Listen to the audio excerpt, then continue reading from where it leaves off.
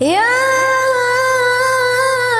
أيها الذين آمنوا اتقوا الله وقولوا قولا سديدا يصلح لكم أعمالكم ويغفر لكم ذنوبكم ومن يطع الله ورسوله فقد فاز فوزا عظيما.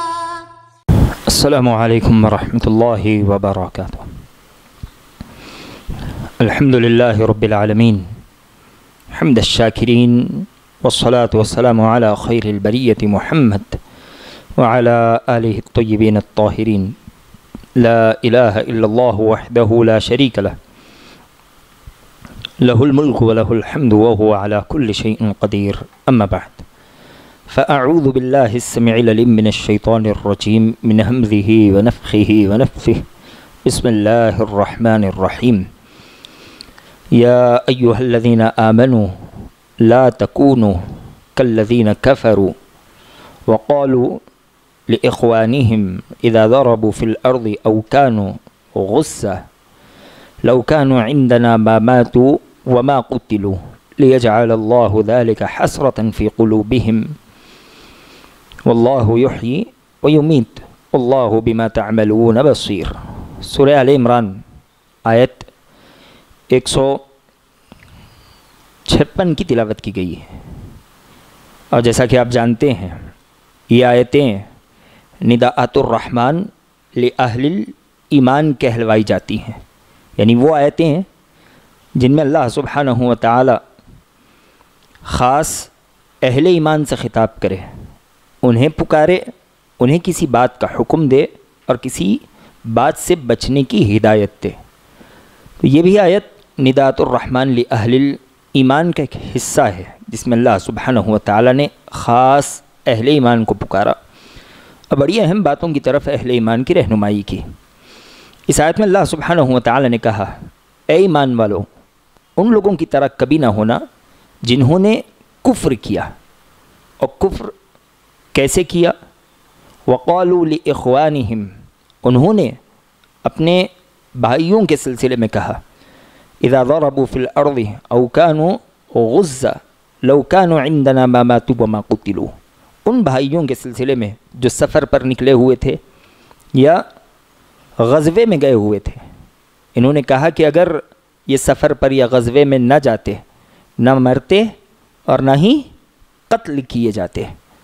اللہ نے کہا لیجعل اللہ ذلک حسرۃ فی قلوبہم. اللہ سبحانہ و تعالی نے ان کے ان جملوں کو ان کے دلوں کی حسرت بنا دیا. یہ کہتے رہیں، افسوس کرتے رہیں، حسرت میں زندگی بسر کرتے رہیں. اللہ نے کہا واللہ یحیی و یمیت. حقیقت یہ ہے کہ اللہ سبحانہ و تعالی ہی زندہ کرنے والا اور اللہ ہی موت دینے والا ہے. واللہ بما تعملون بصیر. تم جو کچھ کرتے ہو اللہ سبحانہ و تعالی اس سلسلے میں تمہارے ہر عمل کو دیکھتا ہے.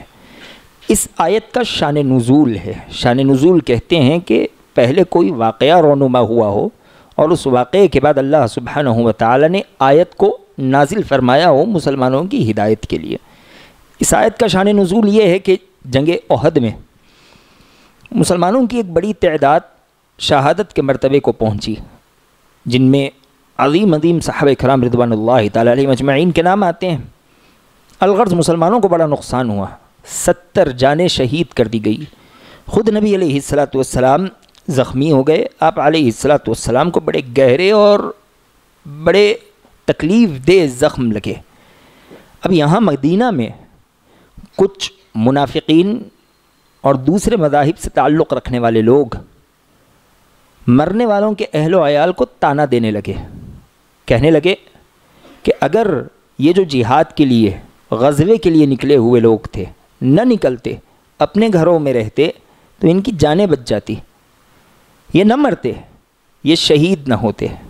اللہ سبحانہ و تعالی نے کہا کہ ان کی زبانوں سے نکلنے والے یہ جملے یہ ان کی حسرت ہے. الغرض جب کافروں نے یہ کہا تو اللہ سبحانہ و تعالی نے مسلمانوں کے لیے ہدایت نازل کی.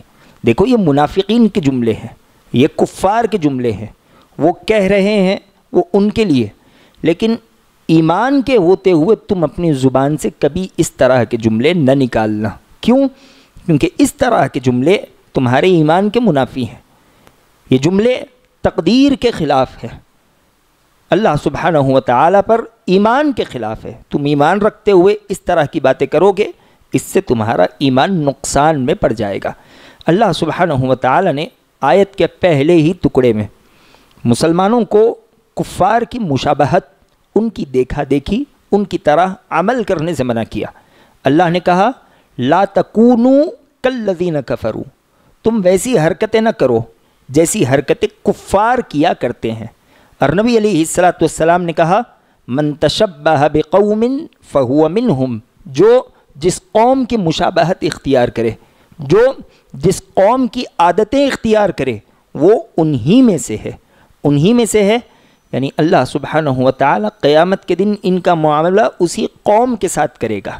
یا ایک معنی یہ بھی ہے کہ یہ بھی وہی حرکتیں کرتا ہے جو حرکتیں پچھلی قوم کے لوگ یا دوسری قوموں کے لوگ کیا کرتے ہیں. بڑا سخت مسئلہ ہے التشبہ بالکفار. شریعت اسلامیہ نے اس سے مسلمانوں کو حد درجے روکنے کی کوشش کی.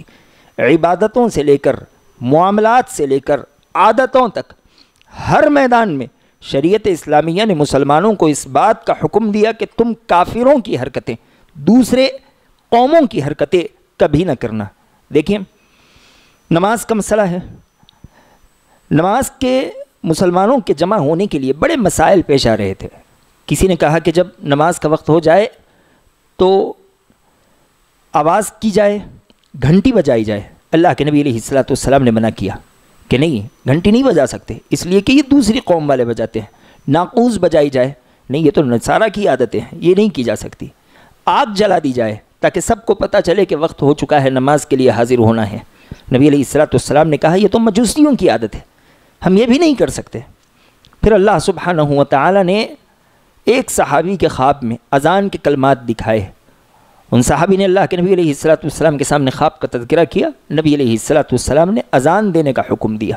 اذان جو دوسری کسی قوم سے مشابہت نہیں رکھتی. عبادت کے ادا کرنے کا وقت ہے. شریعت اسلامیہ نے سورج کے نکلتے وقت، سورج کے غروب ہوتے وقت، اور جب سورج درمیان میں ہو، زوال پر ہو، عبادت کرنے سے منع کر دیا. مردوں کو دفنانے سے منع کر دیا. کیوں؟ اس لیے کہ یہ وہ وقت ہے جس وقت دوسرے لوگ شیاطین کی عبادت کرتے ہیں. گرچہ تم اس وقت اللہ کی عبادت کرو گے لیکن بچے رہو، اس لیے کہ یہ خاص وقت ہے دوسروں کی، اپنے معبودوں کی عبادت کا. لہذا تم ان سے مشابہت اختیار مت کرو. شریعت اسلامیہ نے اللہ سبحانہ و تعالیٰ کی عبادت کے لیے 5 وقتہ نماز کا حکم دیا. اسی طرح روزوں کا مسئلہ ہے. اللہ کے نبی علیہ السلام نے افطار میں جلدی کا حکم دیا. کہا کہ یہود و نصارہ افطار میں دیری کرتے تھے، تم ان کی مخالفت کرو، تم جلدی کرو. اللہ کے نبی علیہ السلام نے سحری کھانے کا حکم دیا. نبی علیہ السلام نے کہا اہل کتاب اور تمہارے درمیان روزوں کا یہ فرق ہے کہ انہیں سحری کا حکم نہیں تھا، وہ سحری نہیں کھا سکتے تھے، تمہیں سحری کھانے کا حکم دیا گیا، تم سحری کھاؤ تاکہ یہود و نصارہ کی مخالفت ہو سکے. عاشورہ کے روزوں کا مسئلہ ہے. اللہ کے نبی علیہ السلام نے جب مدینہ کے یہود کو دیکھا کہ وہ 10 محرم کا روزہ رہتے ہیں، کیوں رہتے ہیں؟ کہا کہ موسیٰ علیہ السلام کو اللہ سبحانہ و تعالیٰ نے فرعون جیسے عظیم دشمن سے آزادی دی، شکرانے کے طور پر رہتے ہیں. نبی علیہ السلام نے کہا کہ موسیٰ سے تم سے زیادہ گہرا تعلق تو ہمارا ہے، ہمیں شکرانے کے طور پر روزہ رہنے کی ضرورت ہے، لیکن ہم تمہاری طرح روزہ نہیں رہیں گے. نبی علیہ السلام نے کہا کہ 2 روزے رہو تاکہ ان کی مخالفت ہو جائے، 1 روزہ مزید رہو، یہ 1 رہتے ہیں، تم 2 رہو تاکہ ان کی مخالفت کر سکو. ہر میدان میں. اب جسم لباس کی بات کیجئے. اللہ کے نبی علیہ السلام نے بالوں کے سلسلے میں کہا. صحابی کہتے ہیں نہى النبی صلی اللہ علیہ وسلم عن القزع، اللہ کے نبی علیہ السلام نے لوگوں کو قزع سے منع کیا. قزع کسے کہتے ہیں؟ ایسے بال جو ایک جانب سے کٹے ہوئے ہوں، ایک جانب سے چھوٹے ہوئے ہوں، جیسے آج بہت سے نوجوان رکھ رہے ہیں. اللہ کے نبی علیہ السلام نے اس طرح کے بال رکھنے سے منع کیا. کیوں منع کیا؟ دوسری روایتوں سے پتہ چلتا ہے کہ اس طرح کے بال اسلام دشمنوں کی علامت ہے. جو اسلامی دشمنی اپنے دل میں رکھتے ہیں وہ اس طرح کے بال بناتے ہیں. نبی علیہ السلام نے ایسے بال بنانے سے منع کر دیا.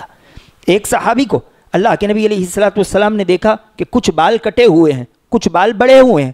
نبی علیہ الصلوۃ والسلام نے کہا احلقوہ کلہ او اترکوہ کلہ، یا تو سارے چھوڑو یا سارے کاٹو، اس طرح آدھے کاٹے آدھے چھوڑے اپنے بال نہ رکھا کرو۔ لباس کا مسئلہ ہے، اللہ کے نبی علیہ الصلوۃ والسلام نے عبداللہ بن عمرو بن عاص رضی اللہ تعالیٰ عنہ کو زعفرانی رنگ کا لباس پہنے ہوئے دیکھا۔ آپ جانتے ہیں زعفرانی رنگ کا لباس مسلمانوں کے لیے نہیں ہے، یہ دوسری خاص قوموں کی علامت ہے۔ اللہ کے نبی علیہ الصلوۃ والسلام نے کہا یا عبداللہ ان هذه من ثياب الكفار فلا تلبسها، عبداللہ جو لباس تم پہنے ہوئے ہو یہ کفار کا لباس ہے، آج کے بعد اس لباس کو میں تمہارے جسم پر نہ دیکھوں، فلا تلبسها، یہ لباس تم کبھی مت پہنو، مخالفت کرو، تم ان کی طرح چال چلن اختیار مت کرو۔ اللہ کے نبی علیہ الصلوۃ والسلام نے داڑھی اور مونچھ کے سلسلے میں کہا خالف الیہود، یہودیوں کی مخالفت کرو، کیسے؟ وعف اللحا وقص الشوارب، داڑھی چھوڑو اور مونچھ کاٹ لیا کرو۔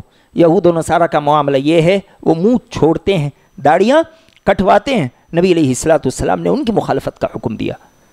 ہر میدان میں آپ دیکھیں شریعت اسلامیہ نے مسلمانوں کو یہود و نصارہ اور دوسری قوموں کی مخالفت کا حکم دیا، یہ مسلمانوں کا لازمی عمل ہے۔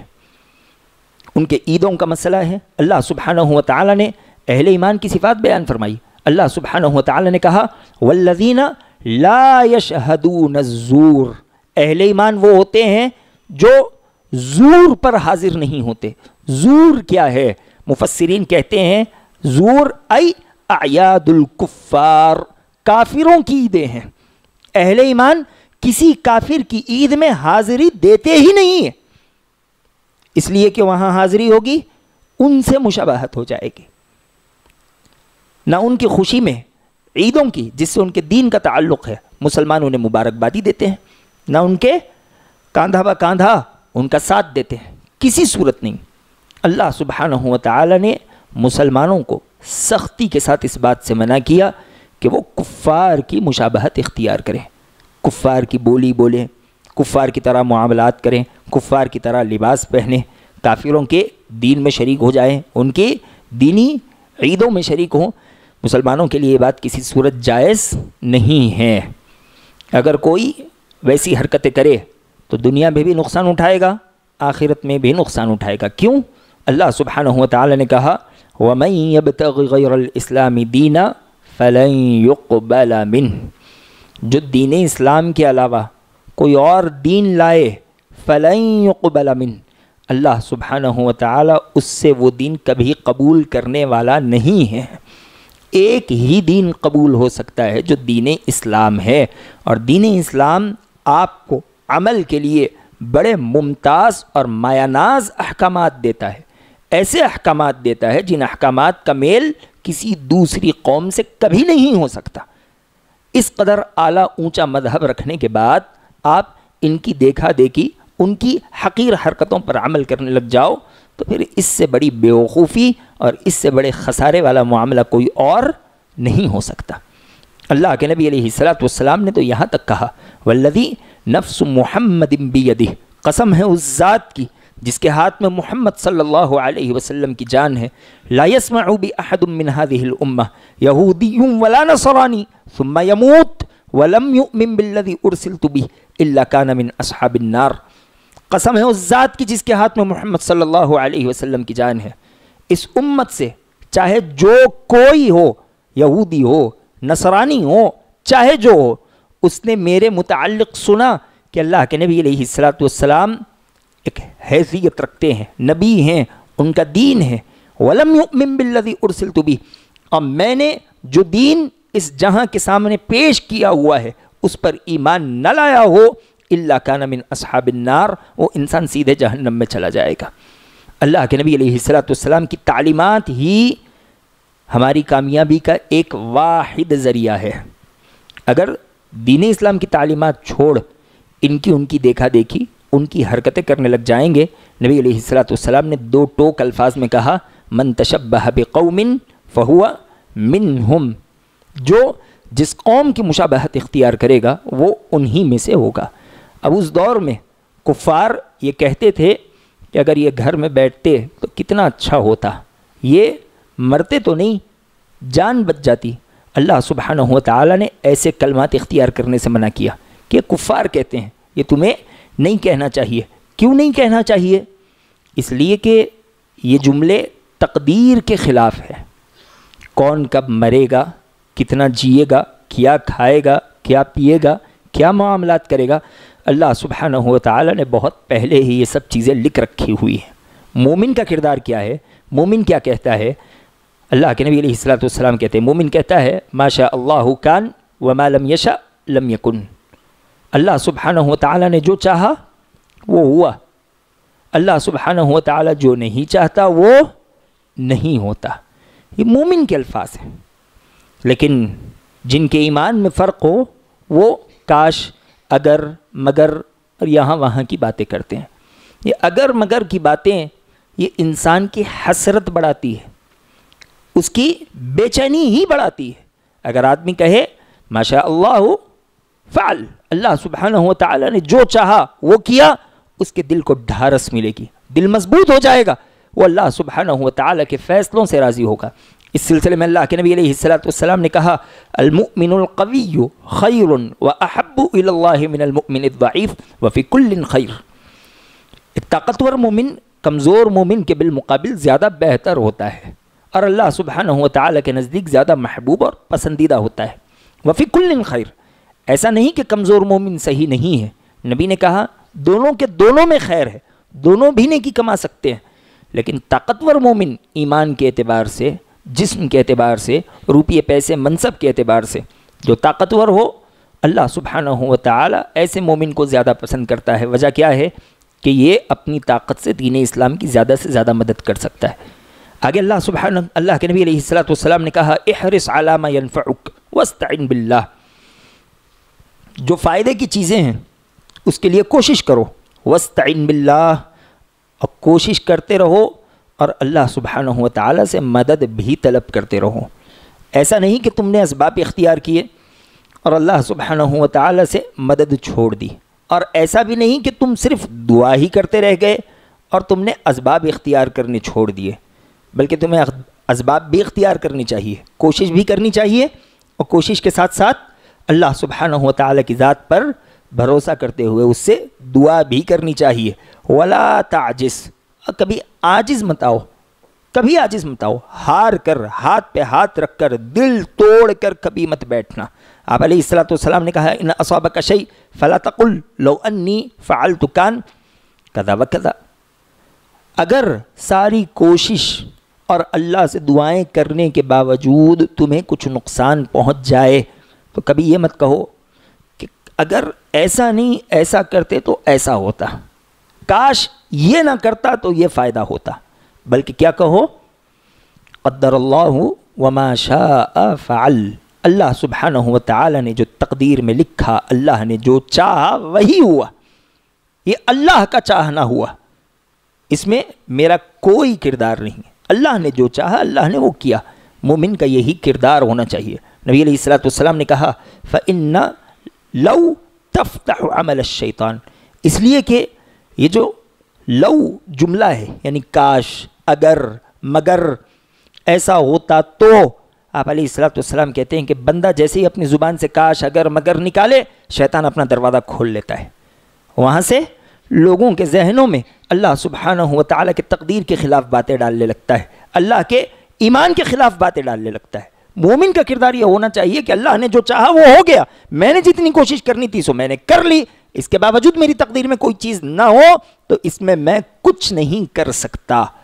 لیکن اسی مسئلے میں ہم دیکھتے ہیں بہت سے لوگ اپنے ایمان سے ہاتھ دھو بیٹھتے ہیں، خاصتاً پریشانیوں کے موقع پر. اللہ ہم میں سے ہر انسان کی حفاظت کرے. جیسے ہی کوئی صدمہ پہنچے اللہ سبحانہ و تعالیٰ سے شکایتیں کرنے لگ جاتے ہیں، تقدیر کے خلاف گفتگو کرنے لگ جاتے ہیں. اگر ایسا کر لیتا تو ہو جاتا، یہ میں نے کیا کر دیا، سر پٹکنے لگتے ہیں، ماتھا پیٹنے لگتے ہیں، کپڑے پھاڑنے لگتے ہیں. اللہ سبحانہ و تعالیٰ ایسی بدعقیدگی اور بے ایمانی سے ہماری حفاظت کرے. یہ بڑا خطرناک معاملہ ہے. اللہ سبحانہ و تعالیٰ نے اس طرح کی باتوں سے سختی سے ہمیں منع کیا، اس لیے کہ تقدیر سے ہم کبھی لڑ نہیں سکتے، کبھی نہیں لڑ سکتے.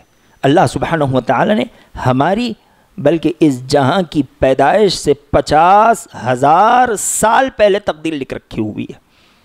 ساری باتیں لکھی ہوئی ہے. اس سلسلے میں ایک اشکال آئے گا انشاءاللہ باذن تعالی ہم اس کی وضاحت کریں گے.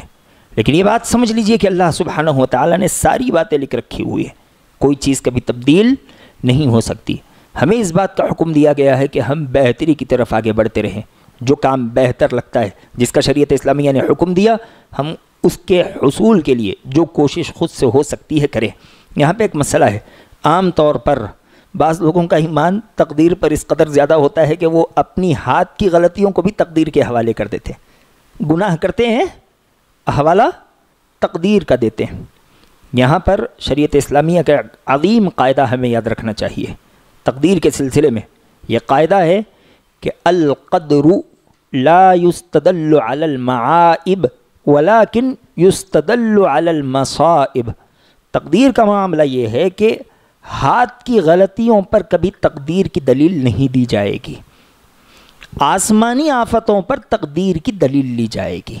آسمان سے جو آفتیں اترتی ہے, مال کا نقصان, جان کا نقصان, پریشانیوں کا آ جانا, وہاں کہیں گے قدر اللہ وما شاء فعل, آدمی کے دل کو ڈھارس ملے گی.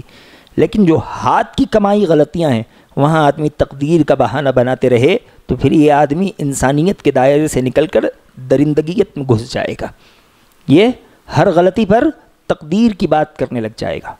تو تقدیر پر اپنے کیے ہوئے گناہوں کی دلیل نہیں لی جا سکتی. ہاں, جو آسمانی آفتیں, زمینی آفتیں ہوتی ہیں اللہ کے حکم سے جو انسانوں کو پہنچتی ہے, وہاں انسان کیا کہے گا قدر اللہ وما شاء فعل. اب ایک اشکال اور ایک اشکال کا جواب دیتے ہوئے ہم اپنی بات کو آگے بڑھائیں گے اور تھوڑی سی دیر میں بات ختم کر دیں گے. جیسا کہ حدیث آپ کے سامنے پیش کی گئی کہ اللہ سبحانہ و تعالی نے زمین و آسمان کے پیدائش سے 50,000 سال پہلے ہی تقدیر لکھ رکھی ہوئی ہے. اب اس میں کوئی چیز تبدیل نہیں ہو سکتی. عام طور پر یہاں لوگوں کا یہ اشکال پیدا ہوتا ہے کہ جب تقدیر پہلے ہی سے لکھی ہوئی ہے تو پھر یہ نیکی اور بدی کا معاملہ کیوں ہے, ہمیں کیوں اس کا ذمہ دار بنایا گیا. ایک سوال. دوسرا سوال, جب انسان وہی کرتا ہے جو تقدیر میں لکھا ہوا ہے تو پھر قیامت کے دن انسان کو عذاب کیوں دیا جائے گا. یہ اشکال عام طور پر لوگوں کے ذہن میں آتا ہے.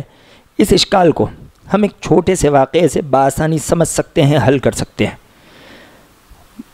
پاکستان کا ایک واقعہ ہے. مولانا عبدالعظیم صادق رحمہ اللہ علیہ غالباً وہ کہتے ہیں کہ ایک روز میں اپنے گھر سے نکل رہا تھا. صادق پور قلعے میں وہ رہتے تھے. میں جب گھر سے نکل رہا تھا تو ایک نجومی جو کہ جادوگر قسم کے لوگ ہوتے ہیں جو مستقبل بتانے کی بات کرتے ہیں, وہ میرے گھر داخل ہو گیا. مجھ سے کہنے لگا کہ میں آپ کا مستقبل بتاؤں گا. شیخ نے کہا کہ یہ سب باتوں پر میں یقین نہیں رکھتا. اس نے کہا کہ کچھ وقت دے دیجئے. شیخ نے کہا کہ میں نہیں دیتا. اس نے کہا کہ ٹھیک ہے, آپ صرف مجھے 1 منٹ دیجئے. شیخ نے کہا کہ ٹھیک ہے, دیکھتے ہیں 1 منٹ میں یہ کیا کرنا چاہتا ہے. اس نے میرے سامنے ایک بڑا سا ورقہ کھول کر رکھا جس پر 40 خانے بنے ہوئے تھے. ہر خانے میں کسی نہ کسی چیز کا نام لکھا ہوا تھا, یعنی پین, پینسل, بادل وغیرہ, اس طرح کے 40 نام اس نے ایک بڑے سے ورقے میں لکھ رکھے تھے. اس نے کہا کہ آپ ان میں سے کوئی نام سوچئے یا کوئی نام پیپر پر لکھیے, اور اتنی دیر میں اس نے کوئی چیز لکھ کر الٹی رکھ دی. شیخ کہتے ہیں میں نے پوچھا کہ تم نے اس پیپر پر کیا لکھا ہوا ہے. اس نے کہا کہ میں نے وہ لکھا جو کچھ دیر بعد آپ لکھنے والے ہیں. شیخ تعجب میں پڑ گئے. کہتے ہیں کہ ٹھیک ہے. میں نے پین پیپر اٹھایا تاکہ اس میں سے کوئی نام لکھوں, اور جب میں نے سوچا کہ یہ لکھوں تو میرے ذہن میں آتا کہ شاید اس نے پہلے سے یہ لکھا ہوا ہے. یہ لکھوں تو پھر ذہن میں آتا کہ شاید اس نے یہ بھی لکھا ہوا ہے. الغرض کچھ دیر سوچنے بعد میں نے ایک نام لکھ دیا, اور جب اس بدبخت نے پرچی پلٹائی تو اس پرچی پر پہلے ہی سے وہ لکھا ہوا تھا. شیخ کہتے ہیں کہ اس وقت مجھے تقدیر سمجھ آئی. آپ کو سمجھ آئی؟ نہیں آئی نا؟ دیکھیے کیسے آئے گی. شیخ کہتے ہیں کہ میں نے جو پیپر پر لکھا اس وجہ سے نہیں لکھا کہ اس بدبخت نے پہلے سے لکھ رکھا تھا. میں نے اپنی آزادی کے ساتھ یہ نام اپنے پیپر پر لکھا.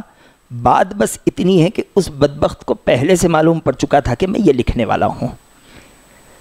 ایک حقیر سا انسان میرے آگے کے عمل کو جان کر لکھ سکتا ہے تو وہ اللہ سبحانہ و تعالی جس نے سارے جہاں کو پیدا کیا, جو علام الغیوب ہے, جو علیم بذات الصدور ہے, کیا وہ پہلے سے ہمارے عمل لکھ کر نہیں رکھ سکتا؟ یہی تقدیر ہے. ہم کوئی عمل اس وجہ سے نہیں کرتے کہ اللہ سبحانہ و تعالی نے لکھا ہوا ہے، اللہ نے اس لیے لکھا ہوا کہ ہم وہ عمل کرنے والے تھے۔ بات سمجھ آئی؟ عام طور پر لوگ تقدیر کو ایسے دیکھتے ہیں، تقدیر کو ایسے نہیں بلکہ ایسے دیکھیے، وہاں لکھا اس لیے ہے کہ ہم وہ عمل کرنے والے ہیں۔ بات یہ نہیں ہے کہ ہم یہ عمل اس لیے کر رہے ہیں کہ وہاں وہ لکھا ہوا ہے، نہیں، یہ تقدیر کا مسئلہ ہے۔ عام طور پر لوگ تقدیر کے مسئلے میں افراط و تفرید کا شکار ہوتے ہیں، بڑی لمبی لمبی بحثیں کرنے لگتے ہیں۔ اللہ کے نبی علیہ الصلوۃ والسلام نے تقدیر کے معاملے میں گفتگو کرنے سے منع کیا۔ ہمیں اہل ایمان ہیں، ہمیں گفتگو کی ضرورت نہیں۔ اللہ سبحانہ و تعالی نے نبی علیہ الصلوۃ والسلام سے کہا کہ تقدیر پر ایمان اسلام کا رکن ہے، ہم مانتے ہیں، بات ختم، ایمان کا اہم رکن ہے، ہم مانتے ہیں، ہر طرح کی تقدیر پر ہمیں ایمان ہے۔ ہم یہ نہیں کہتے کہ اگر ایسا ہو جاتا تو کیا ہوتا، اگر ویسا ہو جاتا تو کتنا بہتر ہوتا، جو ہوا سو ہوا۔ ہم کہتے ہیں قدر اللہ وما شاء فعل، اور یہ مومن کا سب سے مضبوط ہتھیار ہے۔ اگر مومن قدر اللہ وما شاء فعل چھوڑ دے تو آج مومن کی بھی وہی گت ہوگی جو دوسروں کی ہوتی ہے۔ 10th کے ایگزام میں فیل ہو گئے، پنکھے سے لٹک گئے، کاروبار میں نقصان ہو گیا، جن پہ گھاس لیٹ ڈال کے جلا لیا گیا، اور کچھ ہو گیا، چھت سے کود کر مر گئے۔ یہ سب تقدیر پر ایمان نہ ہونے کا نتیجہ ہے۔ تقدیر پر ایمان ہو، آدمی سوچتا ہے کوئی مسئلہ نہیں، میں نے ایک ذریعہ اختیار کیا، ناکام ہو گیا، اللہ نے آزمائش کی، کوئی بات نہیں، اسباب بنانے والی ذات موجود ہے، ایک سبب ختم ہو جائے دوسرا اختیار کروں گا، دوسرا ختم ہو جائے تیسرا اختیار کروں گا۔ اللہ سبحانہ و تعالی مسبب الاسباب ہے، وہ میرے سامنے ایسے ہزار اسباب دے سکتا ہے۔ مومن اس یقین کے ساتھ، اس ایمان کے ساتھ اپنی زندگی بسر کرتا ہے۔ اور اگر آدمی یہ چھوڑ کر اگر مگر کاش ہائے کرنے لگ جائے تو پھر اس کی یہ حرکتیں سیدھے ایمان سے ٹکراتی ہیں۔ اللہ سبحانہ و تعالی نے آگے کہا کہ موت و حیات اللہ سبحانہ و تعالی کے ہاتھ میں ہے۔ تم کہتے ہو کہ اگر وہ گھر میں بیٹھ جاتے تو زندہ رہتے، یہ تو کوئی معقول بات نہیں۔ کتنے لوگ گھروں میں مر جاتے ہیں، بستر پر مر جاتے ہیں، اور کتنے لوگ میدان جنگ سے بھی زندہ واپس آ جاتے ہیں۔ یہاں مارنے والا کون ہے، وہاں بچانے والا کون ہے؟ اللہ سبحانہ و تعالی۔ پھر تم زمینی ذیلی اسباب کی گفتگو کیوں کرتے ہو؟ اللہ نے کہا کل نفس ذائقۃ الموت، سارے کے سارے مرنے والے ہیں۔ کچھ دن جینے کی بات تمہیں کیا فائدہ پہنچائے گی؟ جینا چاہتے ہو عزت کے ساتھ جیو، احترام کے ساتھ جیو، اللہ سبحانہ و تعالی کے دین کی مدد کے ساتھ جیو۔ خالد بن ولید رضی اللہ تعالیٰ کا واقعہ بڑا اہم ہے۔ خالد بن ولید رضی اللہ تعالیٰ نے صرف اسلام قبول کرنے کے بعد قریب 100 جنگیں لڑی۔ کتنی؟ 100 جنگیں لڑی۔ آپ کے جسم پر وفات سے پہلے 1 انچ بھی جگہ ایسی نہیں تھی جس میں کوئی تیر یا تلوار کا نشان نہ لگا ہو۔ لیکن کیا کہتے ہیں؟ افسوس، میں نے اپنی موت میدان جنگ میں تلواروں کے سائے میں تلاش کی، لیکن ہائے افسوس، میں مر رہا ہوں تو اپنے بستر پر اونٹ کی طرح تڑپ کر مر رہا ہوں۔ تو بچانے والی ذات اللہ سبحانہ و تعالی کی ہے، مارنے والی ذات بھی اللہ سبحانہ و تعالی کی ہے۔ اللہ نے کہا کہ اگر تم مضبوط قلعوں میں ہو، موت آنی ہے تو وہاں بھی آ کر رہے گی۔ اینما تکونوا یدرککم الموت ولو کنتم فی بروج مشیدہ، تم جہاں کہیں ہو، مرنا ہے تو مر کر رہو گے، اگرچہ مضبوط قلعوں ہی میں کیوں نہ ہو۔ سوال یہ ہے کہ تم مر کیسے رہے ہو؟ ہر کوئی مرنے والا ہے، ہر کسی کی آنکھ بند ہونے والی ہے، موت کے ناشتے سے سب کو گزرنا ہے۔ بس سوال یہ ہے کہ کون کیسے گزر رہا ہے، ایمان کے ساتھ یا ایمان کے نکلنے کے بعد۔ اللہ سبحانہ و تعالی ہمارا خاتمہ بالخیر کرے۔ آخر میں اللہ نے کہا واللہ بما تعملون بصیر، تم جو کچھ کرتے ہو اللہ سبحانہ و تعالی اس سے باخبر ہے۔ ہر عمل سے پہلے، ہر بات کے کہنے سے پہلے یہ احساس اپنے دل میں رکھو کہ ایک ذات ہے جو مجھے دیکھ رہی ہے۔ کیسی ذات ہے؟ وہ اندھیری رات میں، کالے پہاڑ پر، کالی چیٹی کے چلنے کے پاؤں کی آہٹ کو بھی سن لیتی ہے۔ وہ اس قدر لطیف ہے، علیم ہے، خبیر ہے۔ اس ذات کا احساس ہمیشہ اپنے دل میں رکھو۔ لقمان علیہ الصلوۃ والسلام نے اپنے بیٹے سے کہا تھا یا بنی انہا ان تک مثقال حبۃ من خردل فتکن فی صخرۃ او فی السماوات او فی الارض یأت بها اللہ ان اللہ لطیف خبیر۔ اے میرے بیٹے یاد رکھو، تم نے اگر کوئی نیکی کی ہوگی، کتنی نیکی؟ مثقال حبۃ من خردل، رائی کے دانے جتنی نیکی، اور تمہاری وہ نیکی کسی چٹان کے پیٹ میں چھپی ہوئی ہو یا آسمان کے کسی کونے میں پڑی ہو، یأت بها اللہ، اللہ کی ذات وہ علیم و خبیر ذات ہے جو اس حقیر سی نیکی کو بھی لانے اور اس کا تمہیں بدلہ دینے پر قادر ہے۔ ان اللہ لطیف خبیر، اللہ سبحانہ و تعالی باریک بین ہے، ہر معاملے سے واقف، وہ خبیر ہے، ہر بات کی خبر اسے ہے۔ اہل ایمان کو اللہ سبحانہ و تعالی نے یہی حکم دیا۔ اللہ جانتا ہے کون کہاں رہے گا، کون کہاں مرے گا، کون کیا کھائے گا۔ تمہارے ذمہ کام یہ ہے کہ اللہ نے تمہیں جو حکم دیا تم وہ بجا آوری کرتے رہو، وہ کام تم بجا لاتے رہو۔ اللہ سبحانہ و تعالی کی تقدیر پر ایمان رکھو، کبھی نقصان پہنچ جائے تو غیروں کی باتوں میں مت آؤ، اور غیر جو حرکتیں کرتے ہیں وہ حرکت تم کبھی نہ کرنے لگ جاؤ، اس لیے کہ تمہیں عزت اسلام کی وجہ سے ملی ہوئی ہے۔ اسلام چھوڑو گے ذلیل ہو جاؤ گے۔ اسلام کے علاوہ کہیں اور انسان عزت سے نہیں رہ سکتا۔ عمر بن خطاب رضی اللہ تعالیٰ نے یہی تو کہا تھا، نحن قوم لقد اعزنا اللہ بالاسلام، ہم وہ قوم ہیں جسے اللہ سبحانہ و تعالیٰ نے اسلام کی وجہ سے عزت بخشی ہوئی ہے۔ فَإِنِ ابْتَغَيْنَا الْعِزَّةَ بِغَيْرِهِ أَذَلَّنَا اللَّهُ، اگر آج ہم اس عزت کو اسلام کے علاوہ کہیں اور تلاشنے لگ جائیں گے، اذلنا اللہ، تو اللہ ہمیں ذلیل و رسوا کر دے گا۔ اور آج ہماری حرکت یہی ہو رہی ہے۔ اوروں کی عیدوں میں شرکت اسی لیے ہے کہ وہاں عزت کمانا چاہتے ہیں، اوروں کا لباس اسی لیے پہنتے ہیں کہ اس میں ہمیں عزت نظر آتی ہے، اوروں کی طرح معاملات اسی لیے کرتے ہیں کہ اس میں ہمیں اپنی عزت نظر آتی ہے۔ آج آدمی چار لوگوں کے درمیان اسلامی احکامات بیان کرنے سے کتراتا ہے، اس لیے کہ اسے وہاں شرمندگی محسوس ہوتی ہے، ذلت محسوس ہوتی ہے۔ اگر انسان اسلام میں ذلت محسوس کرے، دوسرے مذاہب میں دوسروں کی دیکھا دیکھی، دوسروں کے عمل میں عزت محسوس کرے، تو پھر ایسے لوگوں کی ذلت و رسوائی میں کوئی شک باقی نہیں رہ سکتا۔ باقی جو باتیں ہیں انشاءاللہ آئندہ بیان کی جائیں گی۔ دعا ہے کہ اللہ العالمین جو باتیں کہی گئی ہیں سمجھتے ہوئے اس پر عمل کرنے والا بنا، آمین۔ سبحانک اللہم و بحمدک، اشہد ان لا الہ الا انت، استغفرک و اتوب الیک، وآخر دعوانا الحمد للہ رب العالمین، والسلام علیکم ورحمۃ اللہ وبرکاتہ۔